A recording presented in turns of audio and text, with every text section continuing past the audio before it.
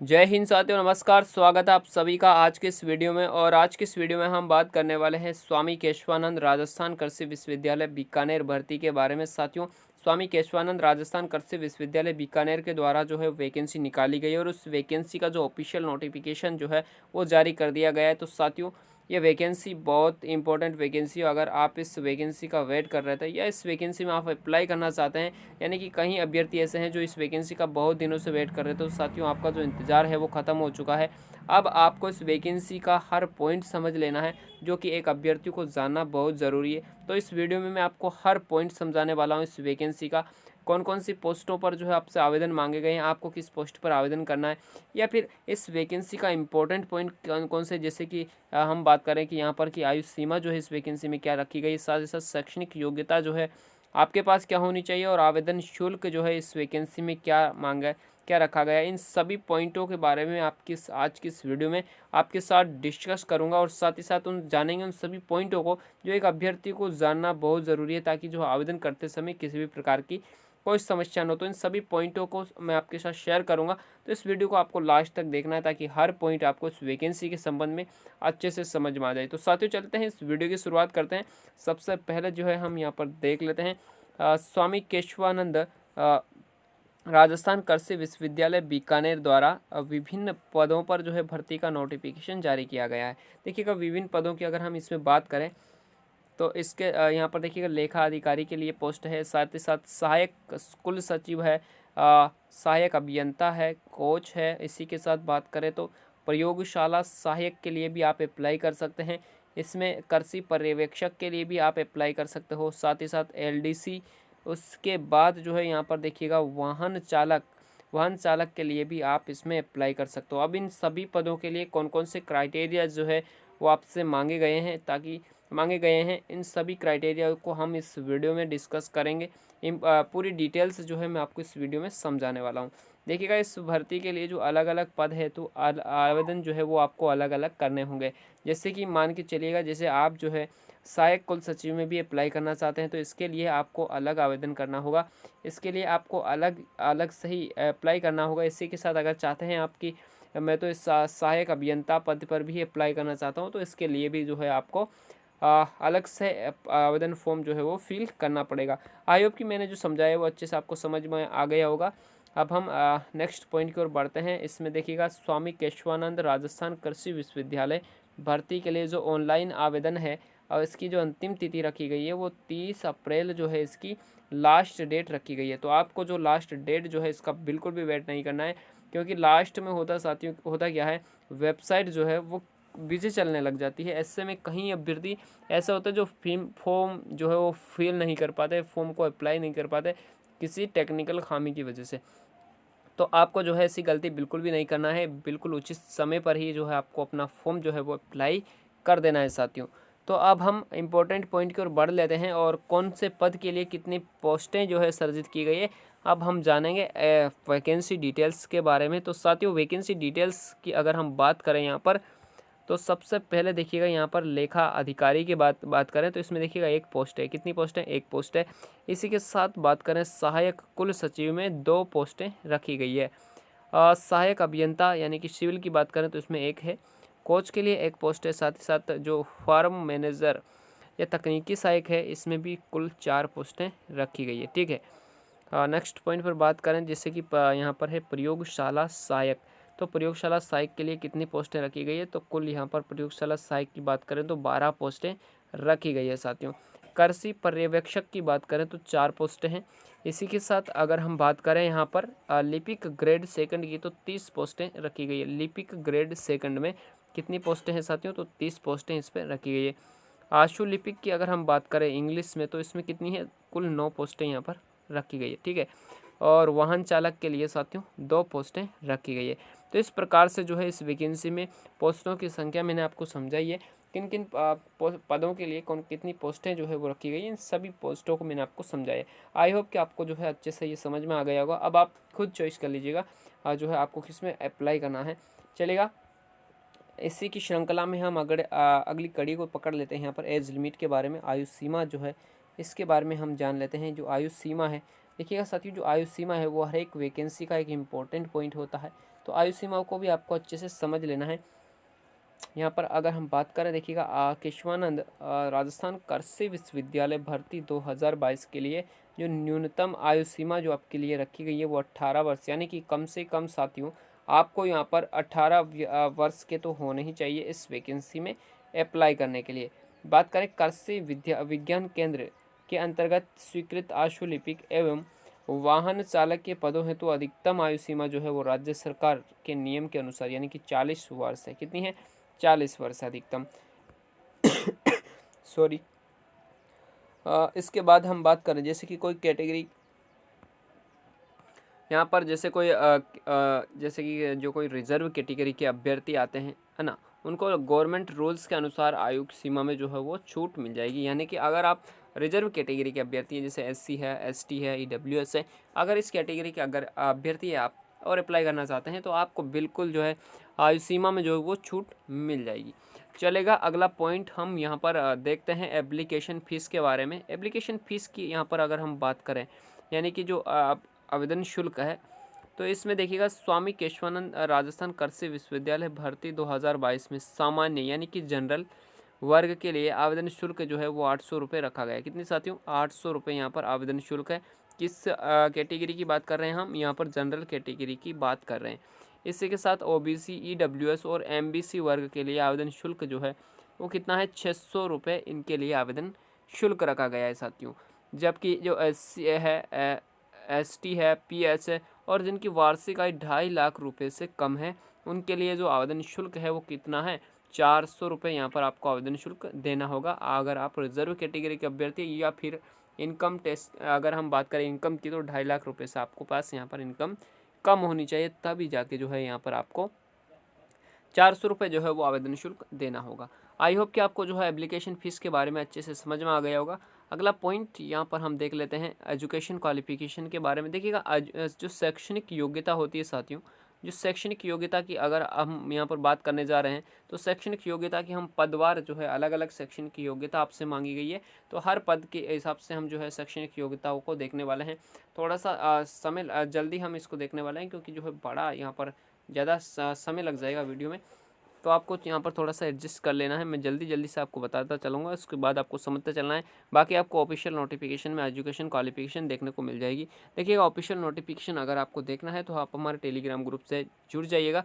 Telegram की link आपको इस वीडियो की डिस्क्रिप्शन में मिल जाएगी, ताकि आपको हर पॉइंट वहाँ पर अच्छे से समझ में आ जाए और हर अपडेट भी आपको वहाँ से मिलती रहे। अब हम सबसे पहले जो एजुकेशन क्वालिफिकेशन की बात करने वाले हैं, उसमें लेखा अधिकारी की बात करने वाले हैं। तो इसमें मास्टर डिग्री इन कॉमर्स, ठीक है, तो मास्टर डिग्री कॉमर्स में आपको मास्टर डिग्री होनी चाहिए in first of second division और एन इक्वाइलेंट और कैरेक्टर चार्टर्ड अकाउंटेंट और its equivalent with years experience in accounts in supervisory capacity. A person already working in this university who does not possess a postgraduate degree but is a graduate of any faculty could be considered for the above post, provided that such person possesses at least 6 year experience of accounts in supervisory capacity, ठीक है, supervisory capacity. तो इस प्रकार से ये यहाँ पर हमने एजुकेशन क्वालिफिकेशन की बात की है। किसके संबंध में? तो यहाँ पर हमने लेखा अधिकारी के संबंध में एजुकेशन क्वालिफिकेशन की बात की है। अगला पॉइंट हम यहाँ पर देखेंगे असिस्टेंट रजिस्ट्रार के लिए, सहायक कुल सचिव के लिए आपको एजुकेशन क्वालिफिकेशन देखना है। यहाँ पर है मास्टर ऑन और एन इक्वाइलेंट डिग्री इन फर्स्ट और second division with 5 years office or teaching experience. A person already working in the university who does not possess a postgraduate degree but is a graduate could be uh, considered for the post of assistant registrar, provided that such person possesses all at least 6 years experience of office administration in involving involving supervision vision planning and control.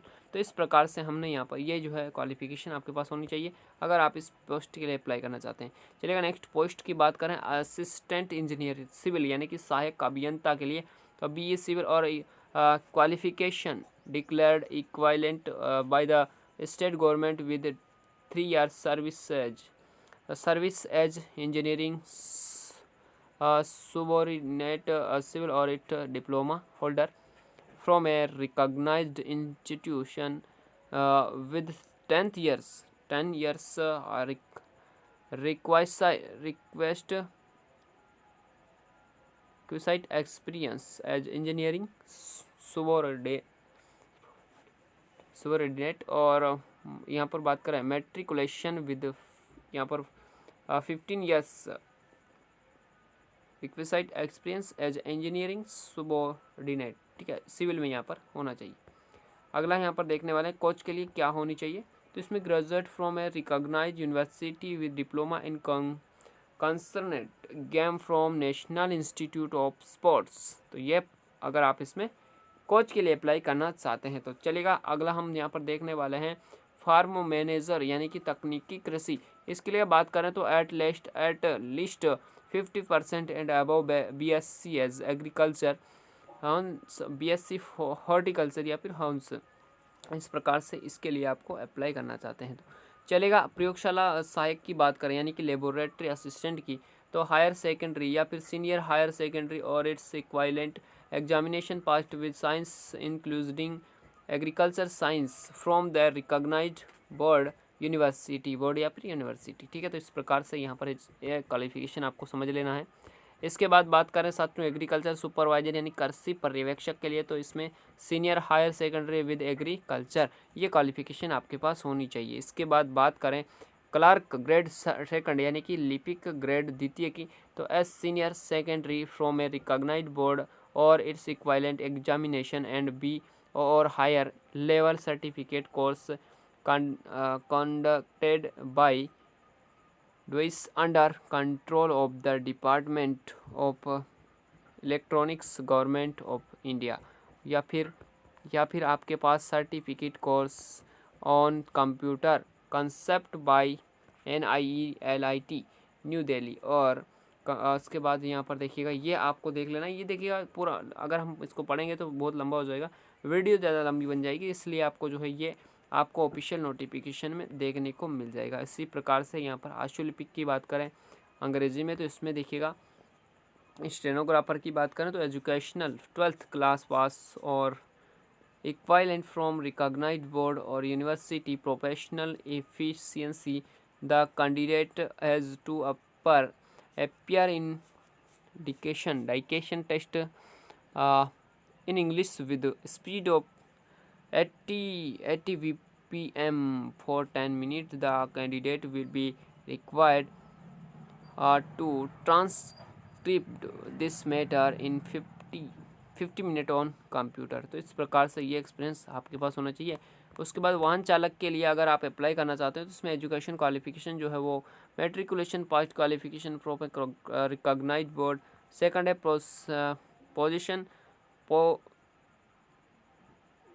Position of a valid and appropriate driving licence from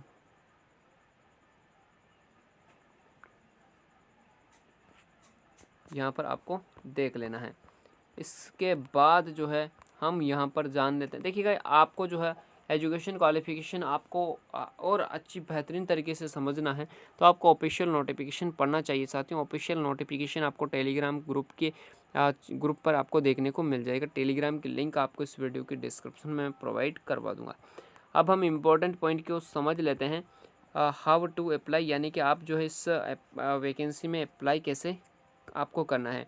तो सबसे पहले साथियों आपको करना क्या है, सबसे पहले आपको स्वामी केशवानंद राजस्थान कृषि विश्वविद्यालय बीकानेर की ऑफिशियल वेबसाइट को जो है वो ओपन करना है, ठीक है। तो इसको आपको ऑफिशियल जो लिंक है इस कृषि विश्वविद्यालय बीकानेर की, ये आपको जो है इस वीडियो की डिस्क्रिप्शन में देखने को मिल जाएगी। इसके पश्चात जो है आपको non teaching post advertisement number 2 2022 भर्ती के अप्लाई लिंक पर आपको क्लिक करना है। इसके बाद जो है आपको रजिस्ट्रेशन लिंक पर आपको क्लिक करना है। आवेदन फॉर्म में पूछी गई सभी जानकारी जो है वो सही आपको भरना है। यहाँ पर आपको विशेष रूप से ध्यान रखना है किसी भी प्रकार की कोई गलती आपसे ना हो, क्योंकि अगर यहाँ पर गलती हो जाती है तो जब आपका DV यानी कि डॉक्यूमेंट वेरिफिकेशन किया जाएगा उसके बाद जो है वो आपसे यहाँ पर गलती, अगर आपकी त्रुटि यहाँ पर देखने को मिल जाएगी तो यहाँ से आपको बार भी किया जा सकता है। तो ये थोड़ा सा ध्यान देना है, यहाँ पर आपको गलती नहीं करनी है।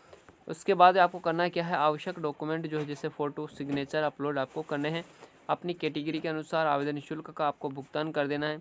आवेदन फॉर्म भरने के बाद इसका प्रिंट आउट ज़रूर आप निकाल लीजिएगा ताकि जो है वो आपको आपके यहाँ पर काम आ सके।